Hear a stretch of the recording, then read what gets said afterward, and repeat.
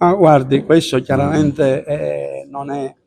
competenza del libero consorzio. Il libero consorzio ha fatto tutti gli sforzi per questo aeroporto, ha investito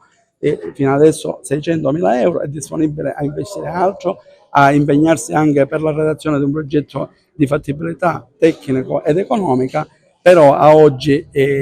diciamo che aspettiamo il redigendo piano nazionale dei trasporti, perché abbiamo accettato con entusiasmo che il ministro Salvini ha detto che Agrigento sarà inserita nel piano nazionale degli aeroporti, ma fino a quando non abbiamo un atto concreto, un atto scritto dove che certifica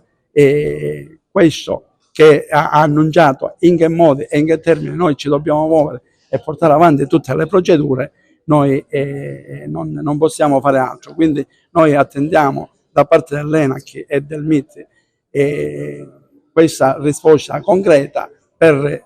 ritornare a Roma, sederci e tracciare qual è la strada per arrivare alla realizzazione di questo scalo aeroportuale. Presidente, oggi un bilancio del suo lavoro molto dedicato alle infrastrutture. Sì, per me è un bilancio, come ho detto, positivissimo. Ringrazio i dirigenti, i funzionari e tutti i dipendenti della provincia che hanno collaborato intensamente e siamo riusciti a appaltare circa 70 milioni di euro in interventi per la viabilità, per le scuole, per l'ambiente, quindi dico per il patrimonio edilizio di questa provincia. Ecco, per noi è un risultato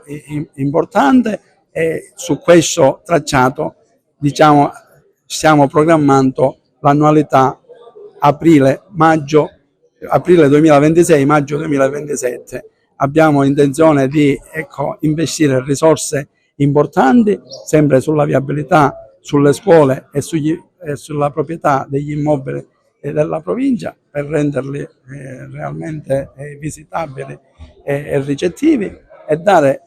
uno sbocco a tutta la provincia, che come sempre dico abbiamo una provincia meravigliosa che ha più di 100 km di coste e un'area interna meravigliosa che a tratti sembra anche alpina, perché se noi ci spostiamo verso Bivona, Santo Stefano, Alessandria, Cianciano abbiamo paesaggi meravigliosi, abbiamo un agroalimentare importante, abbiamo prodotti caseari di qualità, lo abbiamo dimostrato con la realizzazione di 2 fiere importanti a cui la provincia ha voluto partecipare, e voglio precisare che è stata l'unica provincia della Sicilia a comprare padiglioni alla fiera dell'artigianato di Milano a dicembre del 2025 e a Tutto Food ora in questi dall'11 al 14 maggio, dove 10 aziende importanti della provincia di Agrigento hanno avuto la possibilità di avere contatti con buyer di livello internazionale, perché lo sviluppo passa anche attraverso questo,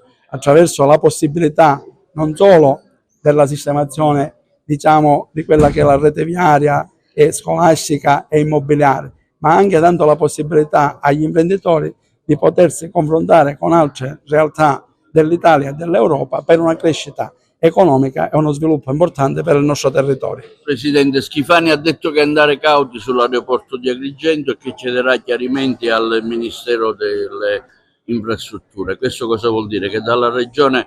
c'è una sorta di antagonismo verso la struttura aeroportuale di Agrigento, magari per favorire Palermo, Catania? Ma guardi, io questo lo escludo. Schifani dice di andare cauto perché dobbiamo aspettare, ecco, questo nuovo piano nazionale degli aeroporti e poi, per come dice la norma, di concerto tra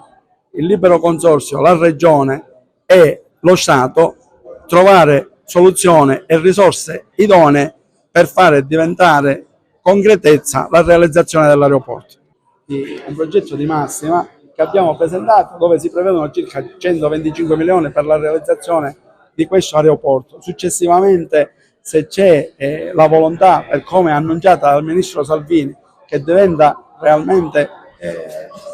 concretezza, ma su un atto scritto e sottoscritto, la provincia ha messo da parte la modica somma di 30 milioni di euro per la realizzazione di un progetto esecutivo e di tutti tutte le autorizzazioni che necessitano per arrivare a farlo diventare un progetto cantierabile. Dopodiché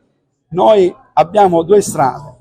una che è quella delle risorse regionali o nazionali se vengono erogate, altrimenti abbiamo la disponibilità di diversi imprenditori a volere contribuire affinché si faccia una partnership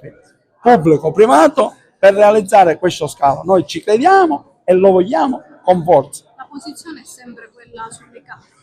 La posizione è sempre quella tra Palma e Licata. Non conviene assolutamente, perché significherebbe ricominciare da capo, quindi già sono stati fatti gli studi anamometrici, gli studi ambientali, gli studi anche in termini di vincolistica, quindi diciamo che la fase è in uno stato avanzato, quindi assolutamente non si sposterà da lì, perché altrimenti significa non volere l'aeroporto. L'aeroporto, se si farà, sarà quella, diciamo, l'area destinata, quindi speriamo che gli annunci diventano concretezza e noi ce lo aspettiamo con grande piacere.